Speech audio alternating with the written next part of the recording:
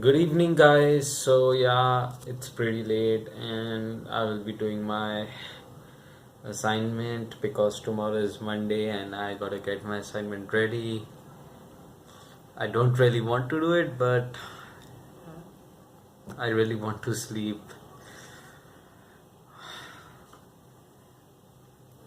See you in the morning. This is that one video that I knew I just had to make it now. So guys, without much further ado, this video is the days in the life of a college YouTuber. Hope you like it. So after the 3 month gap that you have after your board exams in school, you get your results, and with the moment you get your results, all your planning for college and what course you will take starts. And everyone around you, your friends, suddenly you would hear news that they are getting into colleges and they have already selected their course, and you feel like you're the one that's lagging behind. So you also gear up. And the one goal that I did have, the college that I wanted to go was Delhi University, and luckily enough, out of those five, I made it into the third cutoff. But there's a big but that I just glossed over, which was that the process of getting admitted into Delhi University was a bit messy. See, this year Delhi University decided to do this the entire admission process online, and I don't know if they did this previous year, but this year they had a site where the students could go and fill their details, and this site, yeah, this did not work and it was pretty messy. Sometimes the site would crash, the tabs wouldn't open, and even if you filled your data, you would get a confirmation that look, your data is filled and it is accepted by the website and you can now use it. I still remember the day I went to the college to get my admission form out.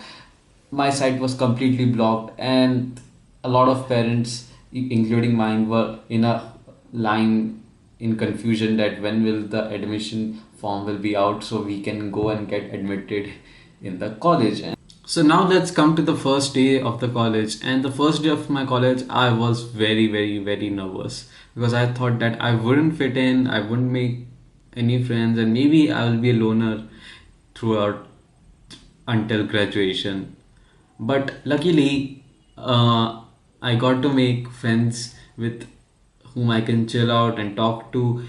And I must say that for the first few days, I really missed my school friends a lot. A lot of my school friends had moved to other towns and basically stayed in a hostel situation. So I really couldn't connect with them during this time.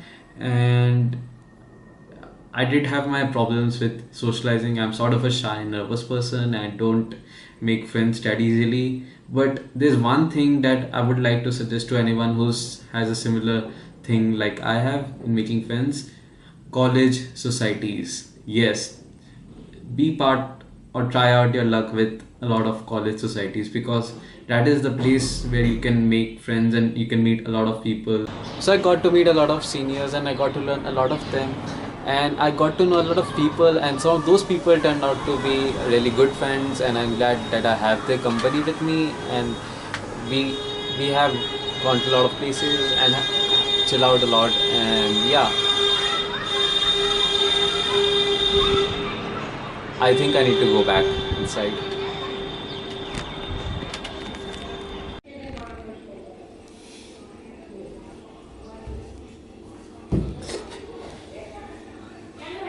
Be right, please be right. So let's talk about academics, because that's why we go to college, right?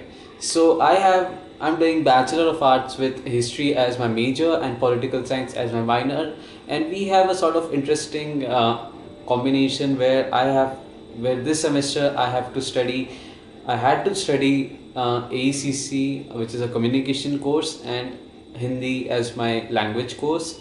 And that was a pretty interesting thing because last time I studied Hindi, it was in 10th,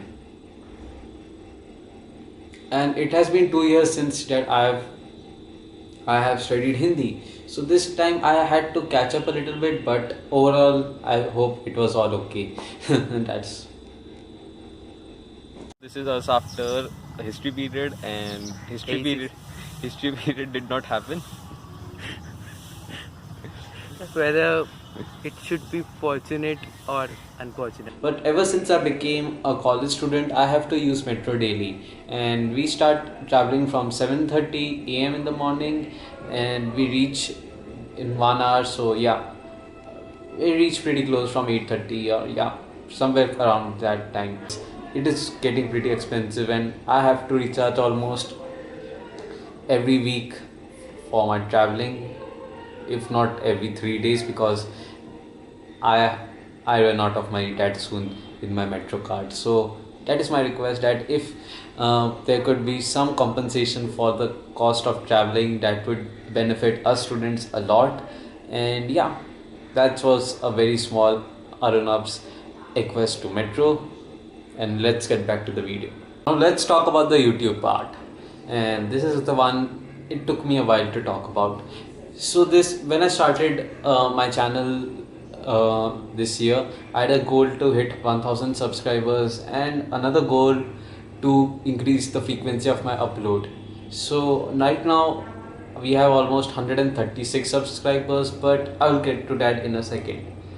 One thing, the when my college started, the schedule suddenly became very hectic because I was just getting used to the new schedule and my new college life. So I was coping with that, which made my YouTube which made my schedule to upload videos weekly, and the subject matter, it got affected due to this. And at the end, I must say that it became very difficult for me to continue YouTube this year, because at one point it was really affecting my health and my studies, which I can't let it affect my studies. YouTube is like a hobby for me, not my profession or side job. So that's why I do YouTube. And suddenly, because I was forcing myself to making videos, I wasn't really enjoying this, because at the end so much pressure was coming due to the academics and all the other things that was happening in my college and other kinds of things, that it was affecting my health also, to balance all YouTube also. Because it may look like that I'm just making one video, but trust me guys, there's a lot of work that goes behind in making that one video. Because of that, I couldn't continue making videos for the last 2 months. When I've realized that how many people are giving me feedback and connecting with me, or asking me about what are the new videos that are going to come, and telling me that they watched my video or how they liked it, I was like, this is why I make videos, this is why I do what I do. And I'm not trying to show this off, but I just wanted to tell that there are a lot of young creators or creators who are already creating content, and they are focused on that aspect of that I need to get famous like crazy, earn money like crazy, and do amazing things and have an amazing lifestyle. But main thing is, you should focus on how your content impacts that one person. Okay, so now let's talk about how I make videos, because that is pretty interesting.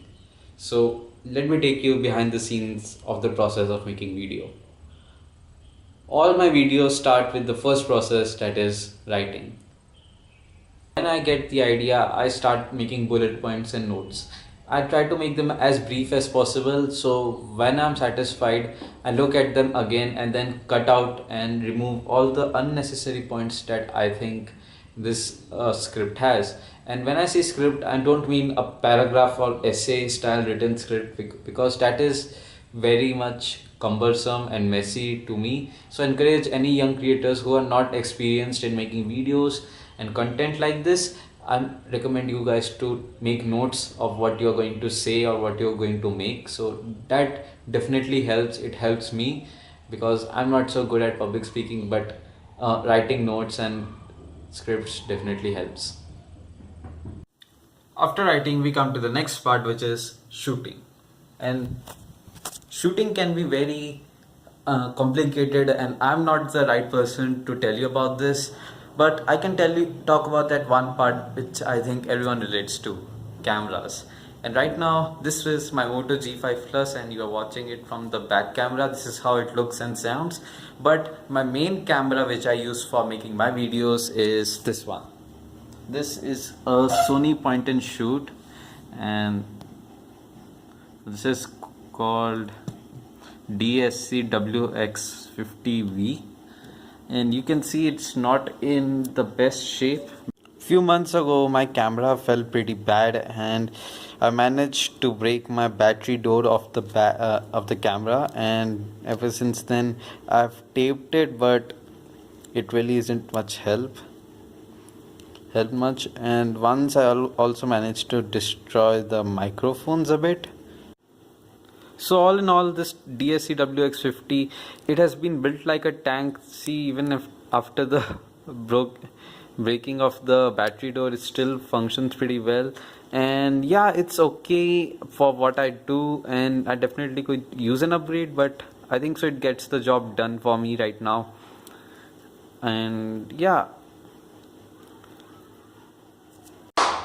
So now you're back again at my main camera, the point and shoot Sony WX50 that I just showed you, and this is the sound coming straight from the camera itself, and you can see it does get the job done for me. And right, and also I use my Moto G5 Plus. In fact, my last video, the Durga Puja video, entire almost 90% of it was shot with the G5 Plus, which is right here. And you can see this is the front camera of it. This is how it sounds, and you can see the quality is actually pretty good for a video, and it is pretty usable, and it can get the job done.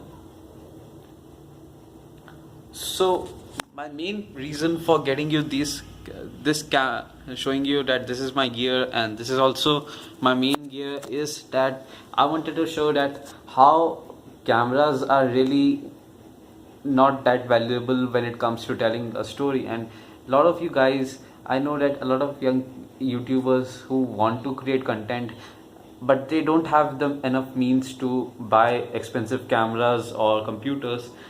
So I would encourage that they should use what they have and work their way up to the gear, because I know it is expensive, but right now the cameras on these smartphones, even this Moto Z5 Plus is a very budget smartphone, and the quality it produces is pretty good.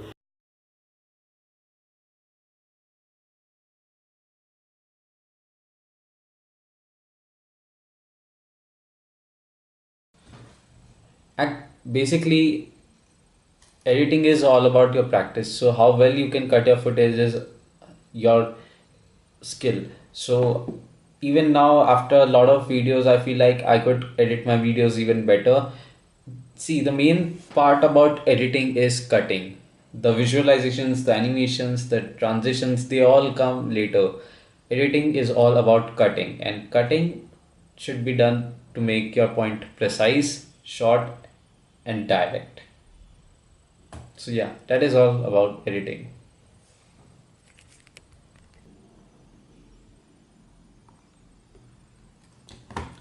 So why do we make videos? Well, because we like make videos. Well, we like to create content, share our ideas, and share our perspectives. And even for a person like me, I'm not the best social person. I'm not a good public speaker, but I did manage to get a lot of people interested in my content. This year we crossed 100 subscribers, and I got 30 subscribers even extra quite fast. There was a time when I used to struggle to get even 50. Right now I'm here with 136 or 37 subscribers. I mean, that's pretty cool, and I get to talk to few people about my videos, and we share ideas and share perspectives. Also, I got to talk to a lot of people in the community of content creators, and that is very cool. So at the end, that is why I am motivated to create content, because I look at making videos as sort of a community thing, and those people who are commenting on my videos or messaging me, I find that pretty exciting, and that is what keeps me going and making videos. So anyone who's watching this, I ask you to make videos, because this is pretty cool. This is a pretty cool platform. This is a pretty cool opportunity. And even if your thing isn't making videos, then there are other platforms where you can do other amazing things. Like if you're a singer, then you can find your own space in internet, because internet is for everybody, I guess, right now. and even a person like me who's not that good in public speaking fumbles a lot during whole process is sort of accepted in this space, in this YouTube space, and is growing with a community of people. I mean, isn't that pretty cool? So again, thank you guys for all the support you have given me for 2017, and 2018 is gonna be one amazing, crazy, and unexpected year. So guys, that was it. Hope you liked watching this video of what is it like to be a college YouTuber. And guys, thank you for supporting my channel for this whole year, and I will see you guys very soon in the next video. Bye. Yeah, that went pretty well. What I know, yeah. Let's start editing.